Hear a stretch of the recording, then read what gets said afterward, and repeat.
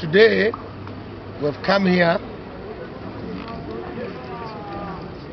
to give you programs on our way forward as per our technical bench advice. We shall be playing on Saturday in Naivasha with Shaka Ruturi. And I'm calling upon all our fans to turn up in large numbers to cheer the team. And the other point that I wanted to see you is about what we have read in the press about our player who has been sneaked to Belgium by a rogue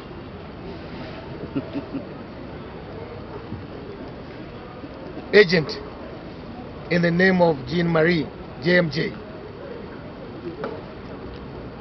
First and foremost, on the onset, it is my wish and the wish of the technical bench and the executive committee of AFC to see that our boys, our players, go to greener pastures. They have our full blessing, and that is why we have the best technical bench in this country today. To nurture them, for them to go to do duty for this country in other countries.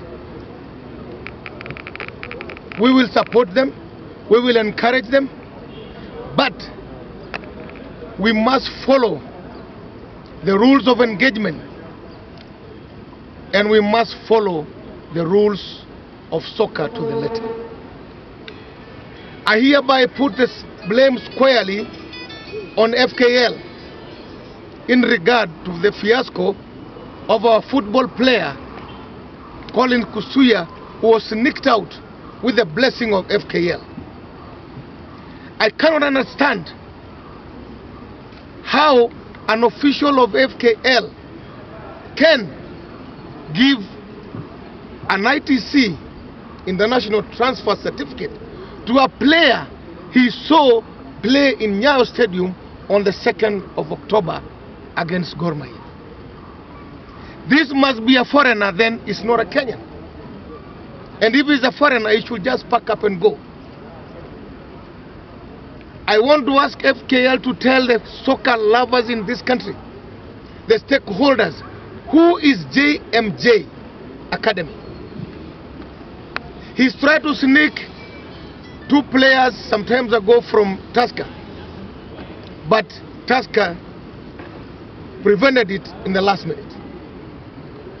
We had 2 players, Mangoli and Mise, sitting on the bench in the club for 1 full year without playing, because JMJ wrote letters all over saying that they are his players. I want to ask the Football Federation of Kenya, how come they allowed a person to sign 16-year-old children as his players? It is in law. If one is not 18 years, it has to be signed by parents. And if he said the player was his player of 2006, Kisuya, you all know, when this team was in nationwide, he played for AFC when I was a chairman, 2008 and 2009. He transferred to Sofapaka. From Sofapaka he went to Tusker Ulinzi, and lately we got him this year, I think in March, in the last transfer window, we got him from Ulinzi with full knowledge of the Ulinzi team and paid all whatever is supposed to be paid in regard to transfer issues. Therefore, when a man who's coming to poach young boys, young players to take abroad with the blessing of FKL is allowed to do that, then I don't understand what we as football administrators are going to do. So I have contacted FIFA. I have gotten a very good international soccer lawyer, and he's studying documents, because we are going to take action against the club in Belgium and against JMJ. But my question is, FKL, are you going to let poachers come to poach boys from this country, take them to abroad? You remember the issue he had with the Wanyama, who is now in Celtic. All of you know it. How many boys have been taken to Europe and back by the same man, JMJ, with the blessing of FKL? I am putting blame squarely on officials of FKL. And I want to challenge the chairman of FKL to come out clean. If he's not in control of FKL, then he should tell us. I have a lot of respect for Mr. Hatmi, and I think he will get to the bottom of this. And I'm glad I read a statement from Mr. Okul, the vice chairman, who says FKL seems to have no knowledge of the transfers. But then who is signing the transfers? Who is signing the transfers? Why were FC not notified? Why wasn't KPL notified?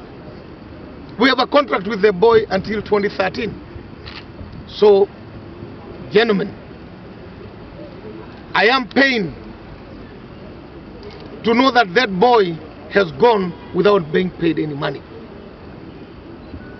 Because if there were any money space, maybe the family or even a lawyer.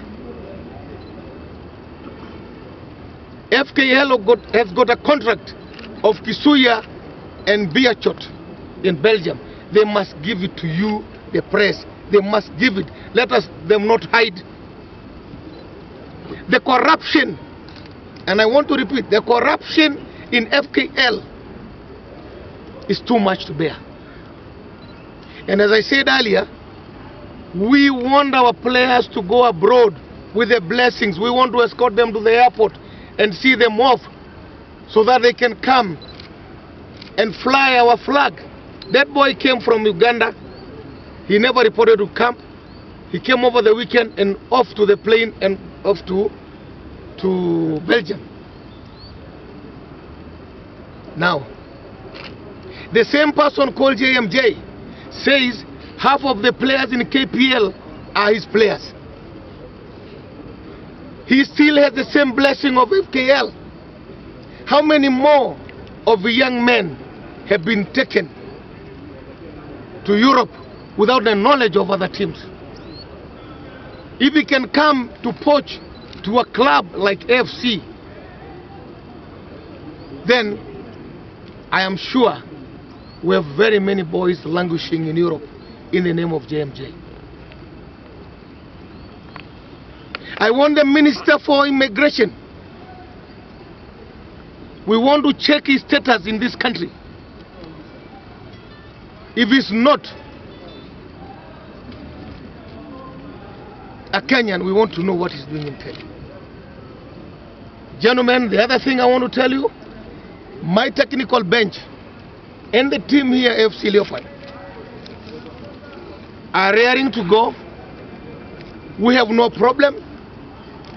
And I've been assured by my coach and the rest of the coaching staff that the boys are in a spirit of fighting.